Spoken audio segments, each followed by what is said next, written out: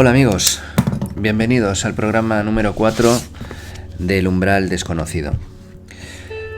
Bueno, antes de nada pediros disculpas por la voz, porque llevo bastantes días con fiebre y constipado, pero creo que merece la pena hacer el esfuerzo por lo que traemos hoy. Hoy traemos una noticia muy reciente que supongo que muchos de vosotros ya habréis oído, y se trata de la desclasificación de los expedientes OVNI del Ejército del Aire de España. Como veréis, tenemos los informes, no son los originales evidentemente. Pues cuando yo he tenido esta noticia, la vi, la leí, me abordó rápido una pregunta que supongo que a muchos de vosotros también. Recordemos que son 80 informes digitalizados y son más de 1900 páginas. ¿Por qué todo esto se guarda durante tantos años? Porque aquí hay informes desde 1961. ¿Por qué se guarda todo esto bajo llave? ¿Por qué, si realmente la conclusión a la que se llega es tan sencilla y es tan clarificadora, por así decirlo, como lo que yo he leído aquí, ¿por qué se guardan durante 50 años y ahora lo sacan a la luz? Cuidado, porque estoy escuchando por ahí que el Ejército del Aire ha desclasificado todos los expedientes OVNI. No es así. Han desclasificado 80. Hay muchos cientos de expedientes que siguen bajo llave. He seleccionado algunos, unos 3 o 4, porque tampoco me quiero exceder en el tiempo del vídeo. Los otros vídeos que he hecho después de, al verlos yo, he visto que son consistentes, tienen bastante información, pero creo que son largos, por lo tanto no me quiero exceder mucho en el tiempo. También he pensado que si es una información y tenemos un material bastante extenso, pues lo haremos por episodios, lo haremos por partes. Os voy a leer algunos de los informes que tenemos, pero antes de leer esto nos vamos a trasladar a un año que os va a sonar mucho.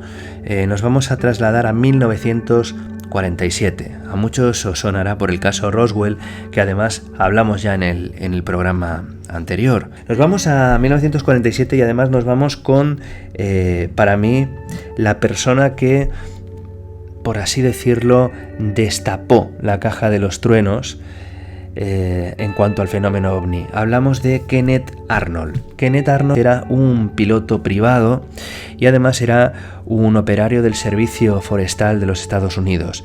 El 14 de junio de 1947 despegó con su propio avión en busca de un avión de grandes dimensiones de una compañía aérea que al parecer se había siniestrado en el suroeste del monte Rainier. Se le cruzaron delante de él 9 objetos luminosos. Los datos que él da es que los ve solamente durante unos segundos. Durante unos segundos, que puede parecer poco tiempo, alrededor de unos 20-25 segundos, es mucho tiempo. Vosotros contad 25 segundos viendo algo. Os da tiempo para coger mucha información. Pues Kenneth Arnold tuvo la oportunidad de observar delante de él a 9 objetos zigzagueando en formación, pero zigzagueando no lateralmente, sino de arriba a abajo. Él los describía como cuando cogemos una piedra plana y la lanzamos con fuerza sobre la superficie del agua, los botes que iba dando, pues a él le recordó esto, o al menos fue la forma más gráfica de poderlo explicar. Él aproximadamente dice que estaban unos 40 metros, que le pasaron unos 40 metros de su propio avión. 40 metros es muy poco, es una distancia relativamente corta. Y además, él hizo un cálculo estimativo, aproximado, de la velocidad que él llevaba con su avión y a la velocidad que lo adelantaron. Él describió que estas máquinas podrían volar perfectamente a una velocidad de 2.000 o 2.500 kilómetros por hora. En un principio, Kenneth Arnold pensó que podía ser un nuevo arma de los soviéticos, y con esa idea informó al gobierno, evidentemente, de los Estados Unidos y también al FBI. Cuando esta noticia llegó a oídos de los ingenieros aeronáuticos de la Fuerza Aérea de Estados Unidos, se pusieron en contacto con él para cerciorarse, para asegurarse de si era cierto que él había visto estas máquinas, estos artefactos, a esa velocidad. Querían asegurarse de que él no estaba diciendo 200 o 200 kilómetros por hora, sino 2.000 o 2.500 kilómetros por hora. Él lo afirmó, dijo que no se había equivocado, que eran 2.000 o 2.500 aproximadamente kilómetros hora. Estos ingenieros le dijeron que no existía ninguna aeronave en el mundo, estamos hablando de 1947, que fuese capaz de llegar a alcanzar esta velocidad, a excepción de los cohetes B-2, que podían superar los 6.000 kilómetros por hora. Pero un cohete siempre tiene una dirección invariable o, como mucho, puede formar una parábola por un desvío de deriva, pero nunca puede ir zigzagueando. Pues a partir de aquí, como digo, Kenneth Arnold yo creo que fue el primero en hablar o el primero en crear la nomenclatura de UFO, de OVNI, de objeto volante no identificado. Bien, a partir de aquí empiezan a surgir muchos avistamientos OVNI en torno al monte Rainier. Y además nunca se había hablado de esto, y a partir de entonces es cuando se empieza a hablar. Pero también hay mucha gente, al salir a la luz esta noticia, que empezó a decir que hacía años habían visto algo parecido, pero no lo habían dicho ni se había dado a conocer. Pero como esta noticia fue mundial, entonces empezaron a surgir casos. Bueno, pues sin más preámbulo, dicho esto, dada esta introducción de Kenneth Arnold, que fue el primero que habló de objetos volantes no identificados, os voy a leer uno de los expedientes, concretamente el expediente 660402, titulado El expediente Ferrol. Como veis, aquí están los dibujos, está el sello del Ejército del Aire. Este caso es del 23 de junio de 1993. Entrada 103, expediente 660402. Es decir, aquí está. Bien, pues dice así. El expediente 660402 es el primer caso del que se tiene constancia en el territorio gallego. Ocurrió en Ferrol el 2 de abril de 1966, cuando a las 23:30 horas, en la estación de radio de A Carreira, un cabo que se encontraba de guardia, un celador y 2 marinos observaban en el cielo un objeto voluminoso de luz opaca que varía de forma cada 5 minutos aproximadamente. En el informe remitido por el capitán de corbeta jefe de la estación aparece, y lo ponen entre comillas, un plazo de 45 minutos aparentemente de observación. Y continúa aquí. En base a los datos del expediente realizado por el capitán de corbeta y jefe de la estación radiotelegráfica, los testigos aseguran que el objeto se encontraba a la izquierda del monte Campelo.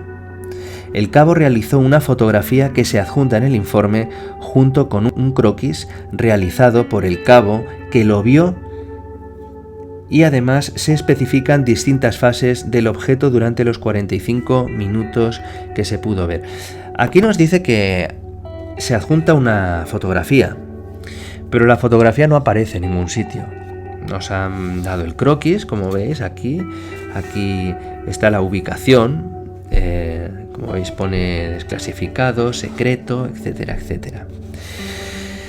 Y dice al final, el soldado además describe su forma dice que tiene un color azulado y que estuvo a una altura de 200 metros sobre el suelo.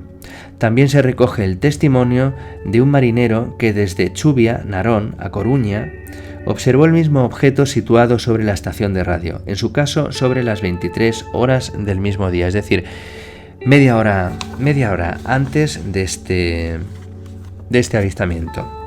Aquí hay otro que es interesante y dice: avistamiento en Galicia. En Galicia hubo un segundo avistamiento que fue visto entre Becerrea y Lugo, en el kilómetro 476 de la carretera Madrid-Ferrol, por un conductor a las 20 horas el 2 de abril de 1969.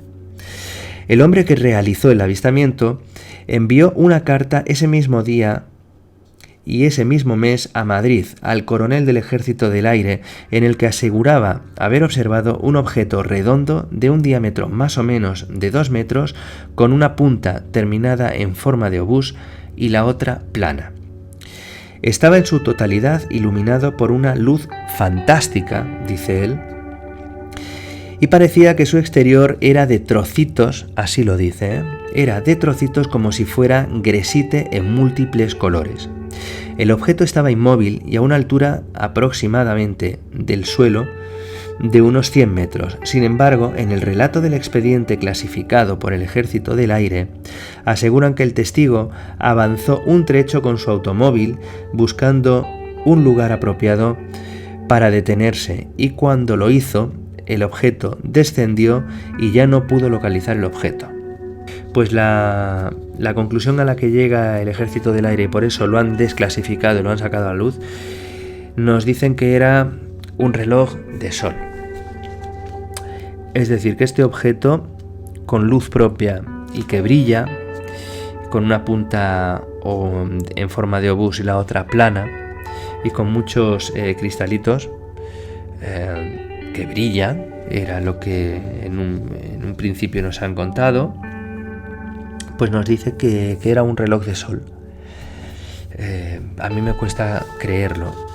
Me cuesta bastante creerlo. El último avistamiento desclasificado sucedió el 23 de febrero de 1995 en la localidad de Morón de la Frontera.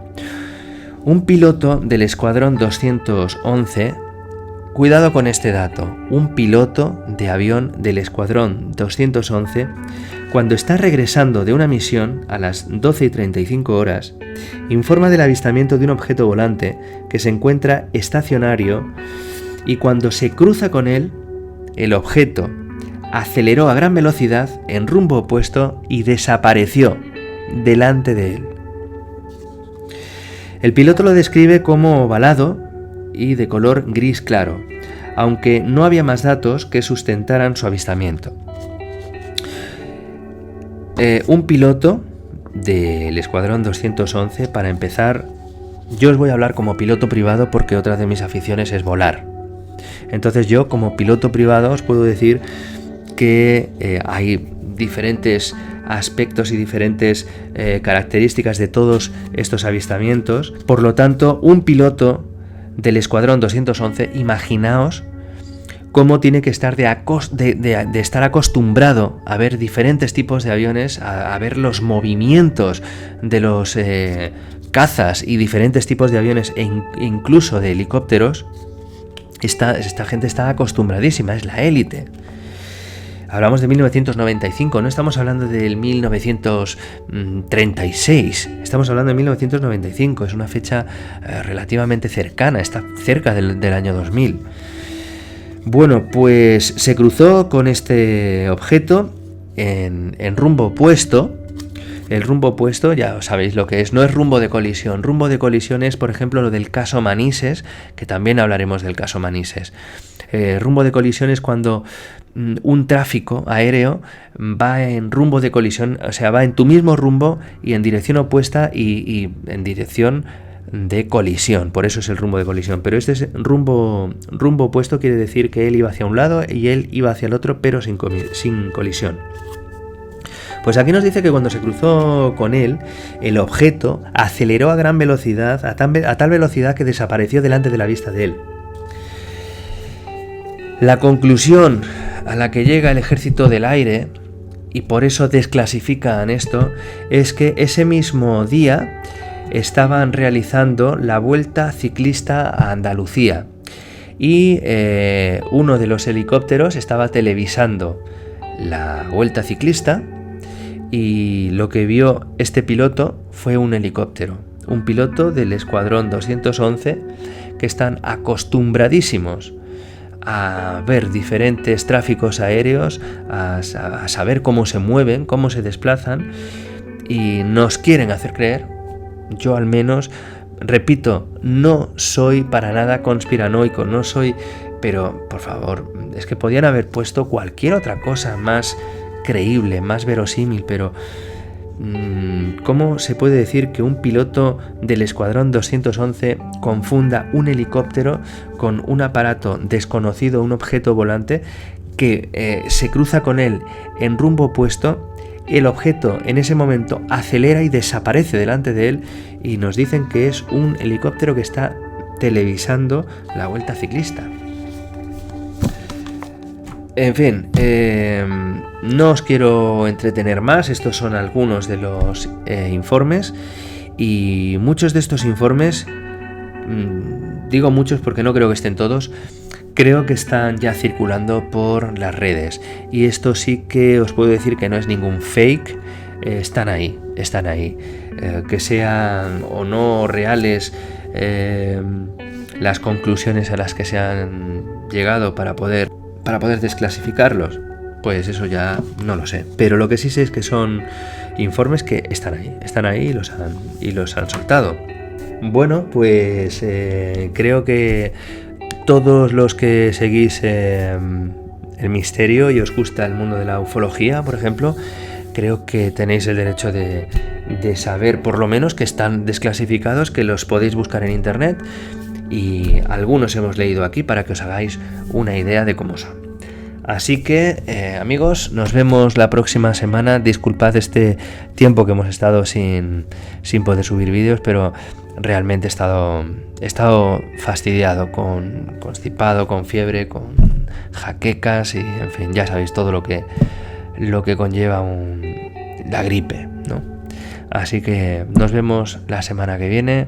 Muchísimas gracias y recordad, cualquier caso que queráis comentar, cualquier anécdota que queráis que comentemos aquí, si queréis os llamamos por teléfono, se puede grabar la entrevista, se puede meter en el canal anonimato con vuestro nombre o simplemente si queréis que investiguemos o hagamos hincapié en algún tema en concreto, aquí tenéis el correo electrónico.